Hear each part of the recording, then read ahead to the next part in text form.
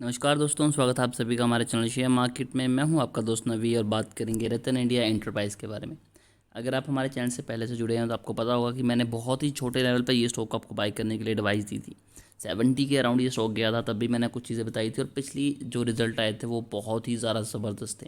लेकिन कंपनी के पीछे कुछ सच्चाइयाँ हैं जो आपको जानना बहुत ज़रूरी है, क्योंकि अगर आप यहाँ पर मेरे कहने पे भी इन्वेस्टमेंट कर रहे हैं तो कुछ ड्रॉबैक्स भी हैं, कुछ नेगेटिव हैं जो आपके साथ डिस्कस करना चाहूँगा।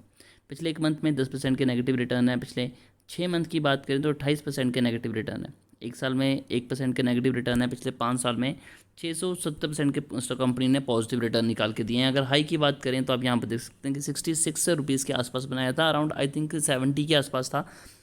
NSE BSE का फ़र्क आया था। उसके बाद अगर बात करें कि मैंने इस स्टॉक को अराउंड 26-27 के आसपास बाई करने के लिए एडवाइस दे दी थी, क्योंकि कंपनी रिवोल्ट के साथ काम करती है। कंपनी रिवोल्ट के साथ साथ और भी जगहों पे काम करती है, लेकिन कुछ चीज़ें मैं आपको बता दूं कि कंपनी रिवोल्ट को ऑन नहीं करती। यानी कि जो इनकी इलेक्ट्रॉनिक बाइक है, अगर इनकी वेबसाइट पे भी जाएं, जिसका अच्छे से प्रचार किया जाता है, तो आपको बता दूं कि ये उसे ऑन नहीं करते, ये उसमें इन्वेस्टेड है।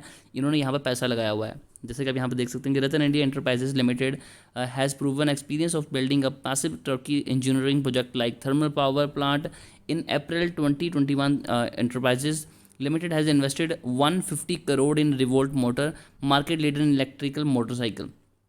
तो यहाँ पर इनकी 150 करोड़ की इन्वेस्टमेंट है, ये जिसे इनकी खुद की कंपनी नहीं है, तो इस चीज़ का ध्यान रखिएगा। सेकंड चीज़ आपको बता दूं कि लास्ट ईयर में लास्ट क्वार्टर में इनके बहुत ज़बरदस्त रिजल्ट निकल के आए थे। तो कंपनी का जो रेवेन्यू ऑपरेशन है, यानी कि कंपनी जो काम करती है, फिर जो पैसा आता है वो सिर्फ 10 लाख इंक्रीज़ हुआ है। लेकिन फिर भी कंपनी का जो प्रॉफिट था वो करोड़ों में शो हुआ, क्योंकि इनकी अदर इनकम इंक्रीज़ हुई है। और वो अदर इनकम कहाँ से आई है? वो आई है इन्वेस्टमेंट में से, तो जो कि इस क्वार्टर में शायद आपको दिखाई नहीं देगी। In April 2021, Ratan India enterprises limited venture into electronic vehicle space by acquiring stake in the Revolt India private limited, which is promoted by the Rahul Sharma, co-founder of Micromax, for rupees 150 crore. This is done to create a future of next generation mobility with 100% accessibility, zero fuel residues. A part of the deal, Ratan India Enterprises will have 43% board presence in Revolt Enterprises. तो यहाँ पर इनकी जो presence है board में वो भी होगी, और 43% की होल्डिंग है, यानी कि मेजोरिटी ऑफ स्टेक होल्डर नहीं है, बट फिर भी एक बहुत बड़ी होल्डिंग इनकी है। और लास्ट ईयर इनको पैसे भी बहुत आए थे। उसी की वजह से अगर फंडामेंटल की बात करें तो वही चीज़ें हैं कि इनकी मार्केट कैप 6,000 करोड़ के आसपास है, करंट प्राइस 43 रुपीज़ के पास है, बुक वैल्यू 5 की है। तो यहाँ से डिफेंस आप देख सकते हैं। स्टॉक पी 10.8 का है, जो कि काफ़ी ज़्यादा सस्ता दिखा रहा है, जबकि ऐसा नहीं है। रिटर्न ऑन कैपिटल एम्प्लॉयड की बात करें तो 118% है। रिटर्न ऑन इक्विटी 141% है। डिविडेंड कंपनी आपको नहीं देती, 2 रुपये की फेस वैल्यू है। सेल्स की बात करें तो 11.8 करोड़ हुई है। रिटर्न ऑन एसेट 121% है, जो कि बहुत ही ज़बरदस्त निकल के आया हुआ है। क्वार्टर सेल्स की बात करें तो 11,690% इंक्रीज़ हुई है। देखिए तकरीबन तकरीबन यहाँ पर अगर ओवरऑल कंपेयर करें तो 12,000% इंक्रीज़ हुई है सेल्स। क्या ऐसा पॉसिबल है? बिल्कुल भी नहीं। क्वार्टर प्रॉफिट की बात कीजिए, देखिए 2,56,773%। ऐसा लग रहा है जैसे ये ग्लिच हो और गलती से ये नंबर आ गए हों, लेकिन ऐसा नहीं है। इनकी जो सेल्स है वो इतनी और प्रॉफिट इतना दिखाया गया है क्योंकि इनकी अदर इनकम इंक्रीज़ हुई है। मैं चीज़ आपको दिखाता हूँ। कंपनी के ऊपर 156.8 करोड़ का डेट है, कंपनी से दे सकती है। रिजर्व में कंपनी के पास 422 करोड़ है, तो उसके अकॉर्डिंग ये कोई ज़्यादा बड़ी बात नहीं है। सबसे अच्छी बात है प्रमोटर होल्डिंग यहाँ पर मेजोरिटी में है, 78%। सेल्स ग्रोथ इनकी 13,890 करोड़ है, ये भी काफ़ी ज़्यादा है।